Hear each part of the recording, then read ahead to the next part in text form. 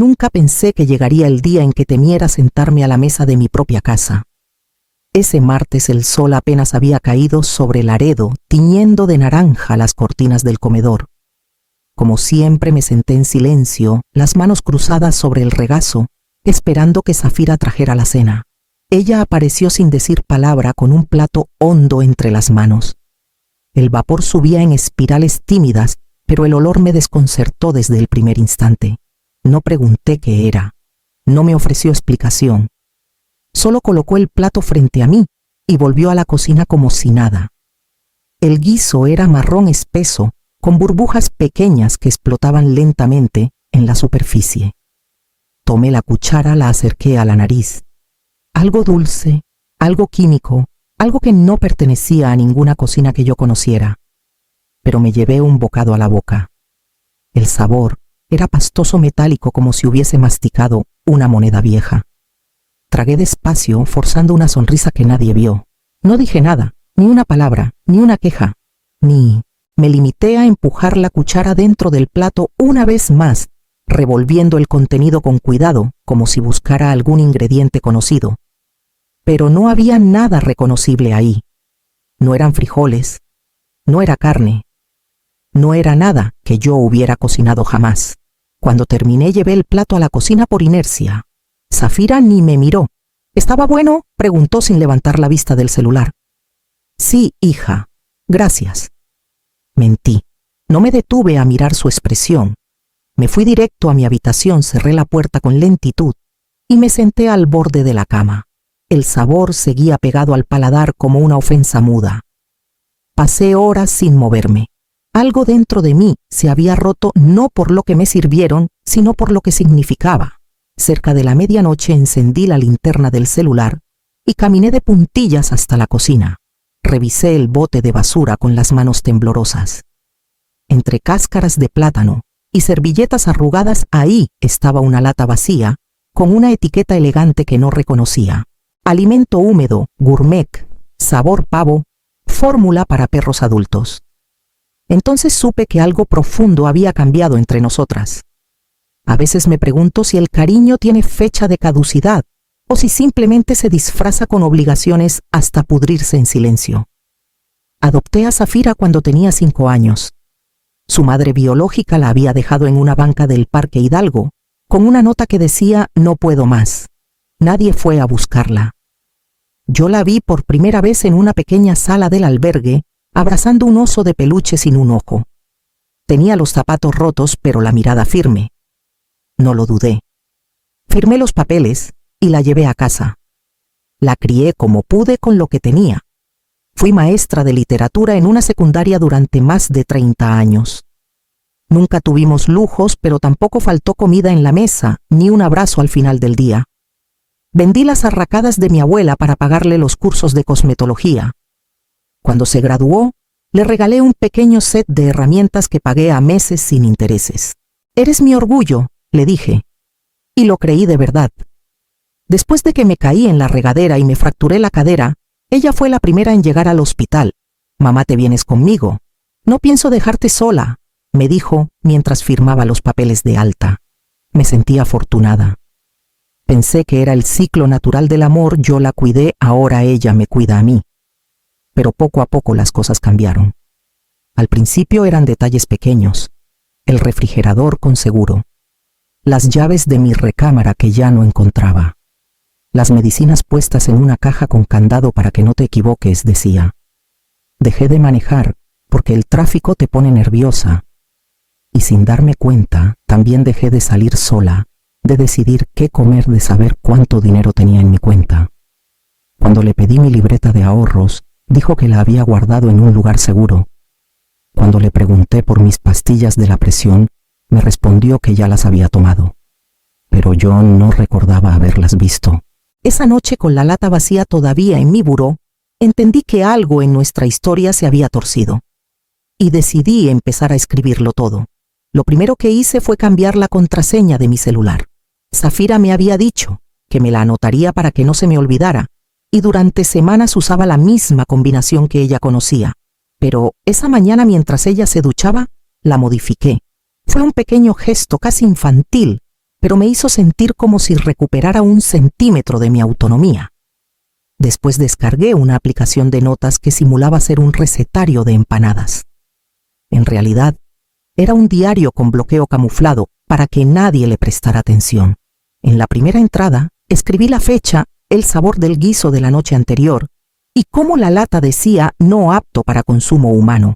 Pocas veces en mi vida había sentido la urgencia de dejar constancia de algo, pero esa vez fue como si necesitara protegerme de ser borrada. Cada día a escondidas registraba lo que pasaba, las frases que Zafira me lanzaba sin siquiera mirarme. No eres nadie sin mí. Deberías agradecer que no estás en un asilo. A tu edad ya ni entiendes lo que comes. Al principio dolían. Luego las anotaba con frialdad como si fueran datos forenses. Empecé a tomar fotos. De las latas de los platos del refrigerador cerrado con una banda de seguridad infantil. También de las recetas médicas vencidas que nunca fueron renovadas. Cuando encontré una hoja de mi estado de cuenta bancario tirada en el cesto del baño, la guardé. Más tarde entré a la computadora familiar e imprimí en secreto un duplicado. Zafira pensaba que yo no entendía nada de tecnología, que era una señora mayor que solo sabía marcar números en el celular. Pero fui maestra 3 décadas. Sé leer entre líneas y sé cuando alguien intenta reescribir la historia. Mi memoria no fallaba. Lo que me faltaba era prueba de que todo estaba pasando.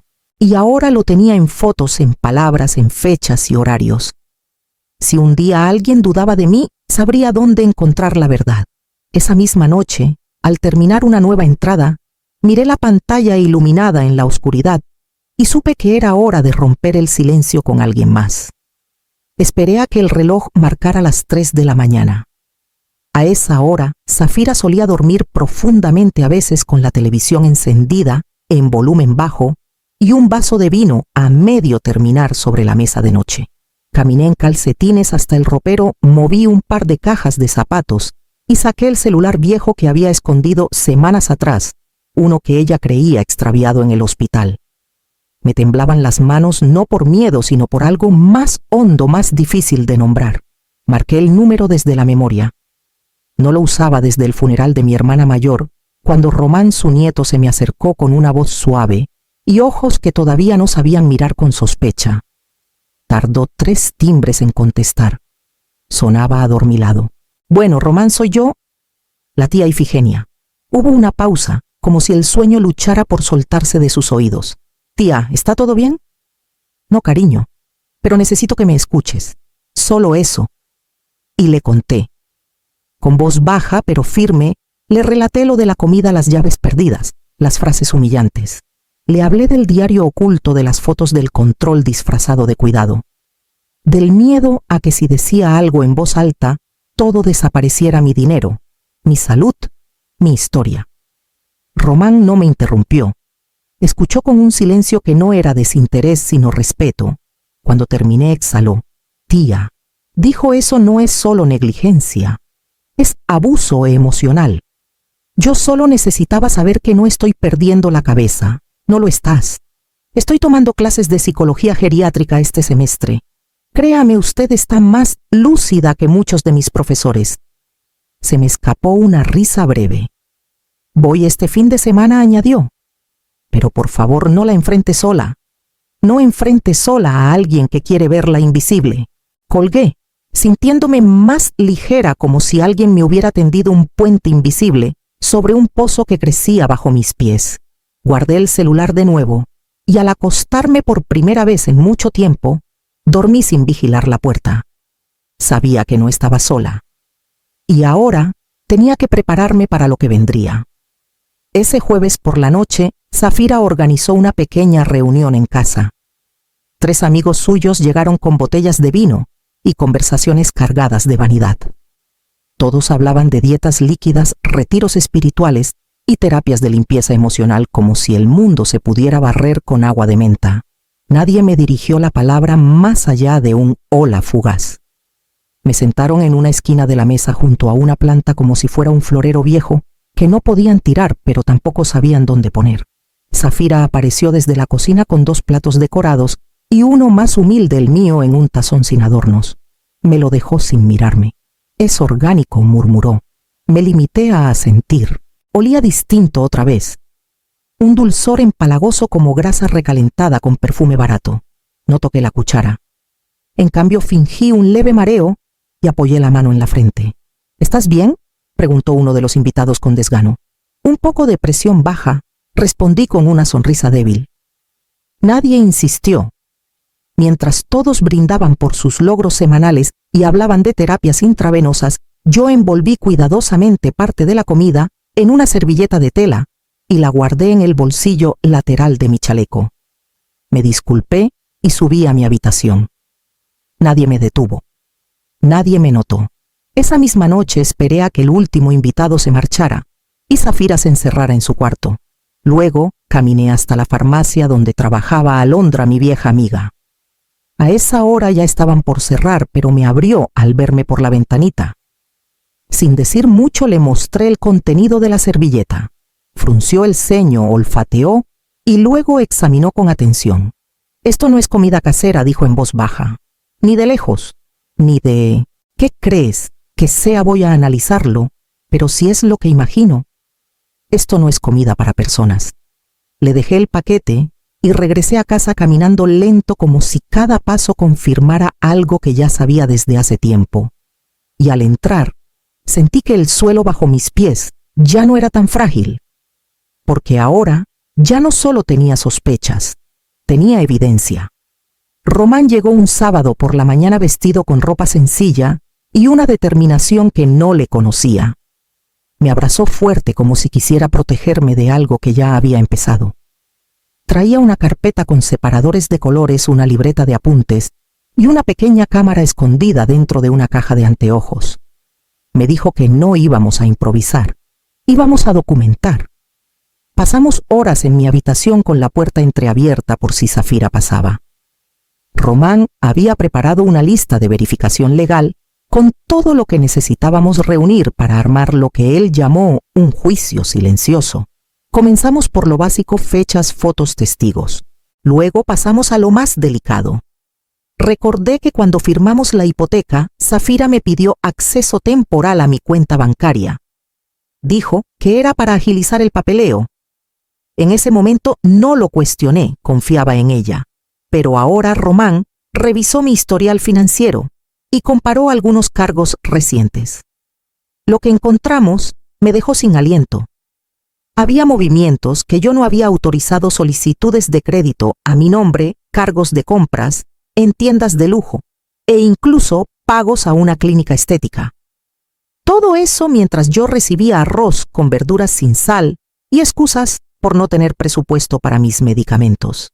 Román imprimió todo, clasificó las pruebas, les puso etiquetas y grabó en audio un par de conversaciones entre Zafira y sus amigos en las que se reía diciendo que mamá ni se entera de lo que come, o que al menos no pide cosas raras como bistec o carne fresca.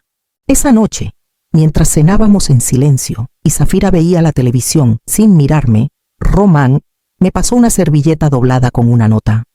«Ya casi está lista, la verdad». Yo asentí con los ojos húmedos, no por tristeza, sino por claridad. El plan Carranza no era venganza, era orden. Era recuperar mi lugar antes de que alguien lo borrara por completo. Y en ese momento supe que la próxima vez que Zafira me sirviera un plato, yo ya tendría la fuerza para responder como nunca antes lo había hecho. La cité para almorzar el jueves siguiente. Le dije que necesitábamos hablar del testamento y su voz cambió de inmediato. «Claro, mamá». «Qué bueno que lo estás considerando», respondió exagerando una amabilidad que hacía tiempo no le veía. Esa mañana se maquilló con esmero, se puso su blusa de seda azul y hasta me preguntó si quería que cocinara algo especial. Le pedí simplemente una sopa y pan tostado. Durante la comida hablaba sin parar. Me contaba planes para mejorar la casa, ideas para rentar una habitación por Airbnb, y hasta mencionó que estaba investigando residencias por si alguna vez llegaba a hacer falta. Yo la escuchaba removiendo lentamente la sopa en mi plato sin apenas probarla. Cuando terminó me levanté con calma y regresé con una carpeta manila. La coloqué en la mesa frente a ella. Estuve reorganizando unos papeles, dije suavemente. Pensé que sería buen momento para dejarlo todo en orden. Ella la tomó como quien recibe un regalo. Abrió la solapa y leyó las primeras líneas. Su expresión cambió. Pasó una página, luego otra. Volvió a mirar la portada. ¿Qué es esto?, preguntó sin poder disimular el temblor. Es la escritura, respondí. Vendí la casa. Se quedó en silencio. Por un momento pareció que iba a reír, a decirme que estaba bromeando, pero luego se dio cuenta de que no. A quien ha una fundación que protege a adultos mayores. Ya no es mía ni tuya. Ellos se encargarán de que no acabe en las manos equivocadas. No gritó. No lloró. Solo se quedó ahí con los papeles entre las manos, como si no supiera cómo sostenerlos. Me levanté sin prisa, llevé mi plato a la cocina y regresé con una bolsa pequeña que había preparado con unas carpetas y un juego de llaves. Ya no necesito esta casa, le dije sin rencor, pero sí necesitaba que supieras que no soy tan fácil de desaparecer. Y en mi corazón, por primera vez en mucho tiempo, sentí que lo que venía después ya no iba a dolerme. Solo iba a liberarme. Esperé a que el sonido de la televisión cesara por completo y el crujido de las puertas confirmara que Zafira se había encerrado en su cuarto. Entonces me levanté con movimientos medidos sin encender la luz. El bolso ya estaba preparado desde la tarde, con lo indispensable: ropa para unos días, mis documentos, el celular viejo y la carpeta de Román con todo lo que habíamos reunido. Lo demás podía quedarse. No me pertenecía desde hacía tiempo. Recorrí el pasillo con las pantuflas en la mano, cuidando que ni el piso ni mis pasos interrumpieran el silencio. Llegué al comedor y dejé la nota sobre la mesa junto al florero que llevaba años sin agua. No era una despedida ni una advertencia. Era una declaración. El silencio también habla. Hoy gritó por mí. Crucé la puerta sin volver la vista atrás. Afuera Román ya me esperaba con el motor encendido. Me abrió la puerta del copiloto sin decir palabra. Bastó con el gesto. Subí y cerré despacio. Cuando arrancó, sentí que algo dentro de mí también se ponía en marcha por primera vez en mucho tiempo. Viajamos en calma, sin música. El cielo comenzaba a teñirse de tonos rosados cuando dejamos atrás los límites de Laredo. A cada kilómetro el aire se hacía más liviano, mi pecho menos apretado. Román me miraba de reojo de vez en cuando, pero no me apuraba a hablar. Yo tampoco tenía prisa. El silencio entre nosotros era distinto, no era hostil ni incómodo. Era cálido, era digno. Llegamos a Albuquerque al mediodía. Mi prima Eloísa nos recibió con café caliente y un abrazo que me tembló en la espalda. Me mostró el pequeño apartamento que había preparado para mí, modesto, limpio, lleno de luz. Había una ventana amplia junto a una silla de mimbre y un estante con espacio suficiente para mis libros. Esa noche, mientras me sentaba frente a la ventana y respiraba el aire de un lugar nuevo, entendí que a veces el mayor acto de amor propio es irse sin hacer ruido. Y entonces supe que ya era hora de enfrentar lo que había quedado atrás. Me enteré por Eloísa, una semana después, que Zafira había ido llorando al banco al recibir la notificación oficial. La casa ya no figuraba a su nombre ni al mío.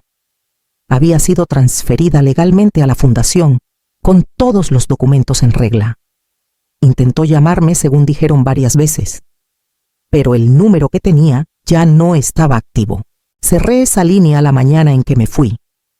En la iglesia donde solía ir los domingos, la noticia se regó más rápido que cualquier sermón. En la farmacia Alondra confirmó lo que muchos ya sospechaban. En el mercado, algunos dejaron de saludarla. Nadie fue grosero, pero los gestos cambiaron. Las miradas ya no eran de simpatía ni de admiración. Eran de desconcierto, de juicio silencioso. No buscaba venganza, pero sí verdad. Y la verdad, cuando se libera, encuentra sus propios caminos para instalarse donde duele. A veces no hace falta gritar. Basta con que alguien se atreva a hablar primero. Me sentaba cada mañana en la silla junto a la ventana con un cuaderno nuevo sobre las rodillas.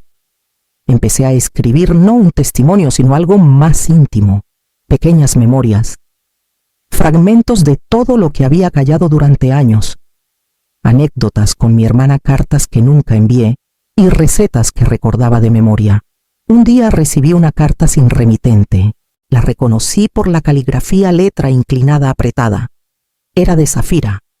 No contenía reproches ni disculpas completas, solo una frase escrita a mano.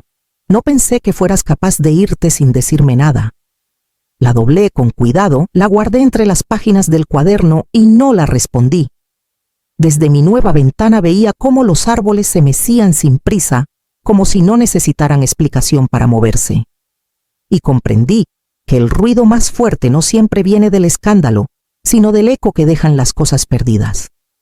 Entre ellas, las llaves que un día entregué con amor y que ella creyó suyas para siempre.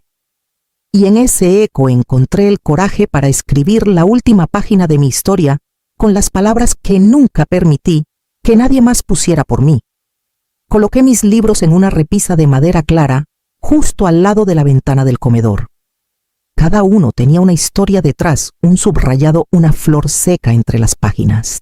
Fue como acomodar partes de mí que habían estado en cajas demasiado tiempo. Después, con cuidado, trasplanté la banda en una maceta redonda que Eloísa me regaló. Me gustó cómo perfumaba la esquina cada vez que el viento se colaba por la cortina. Saqué mi cuaderno de pastas duras, el de verdad, no la aplicación escondida en un icono falso. Con una pluma antigua, escribí en la primera página: hoy no tengo miedo, hoy tengo espacio. Y lo cerré con la certeza de que esta vez nadie lo leería sin mi permiso. Román venía cada domingo con pan dulce y noticias de la universidad. Se sentaba frente a mí con esa mezcla de respeto y ternura que solo tienen los nietos que han visto la fuerza callada de sus mayores. Alondra desde Laredo me enviaba por correo nuevas recetas y a veces una postal escrita a mano que terminaba con un simple: te creo. Por primera vez en muchos años me serví el desayuno sin mirar por encima del hombro. Puse la radio, preparé café, calenté tortillas y comí despacio como si el tiempo me perteneciera de nuevo. No había seguros en el refrigerador, ni voces que me llamaran una carga, ni platos servidos con desprecio. Solo el silencio, pero uno nuevo. Uno amable. Caminaba hasta el mercado con un bastón ligero y saludaba a los vecinos como si siempre hubiera vivido ahí. Empecé a cuidar un rosal del jardín comunal y a asistir a un taller de escritura para adultos mayores. Leí en voz alta mi primer texto, con las manos temblando pero la voz firme. No quería volver atrás. No buscaba castigo. Solo quería habitarme. Y en ese rincón de la casa, con la silla frente a la ventana, me sentí por fin entera. Porque la justicia, lo entendí tarde, no siempre es castigar a quien te hizo daño. A veces es volver a ocupar el lugar del que nunca debiste haber salido.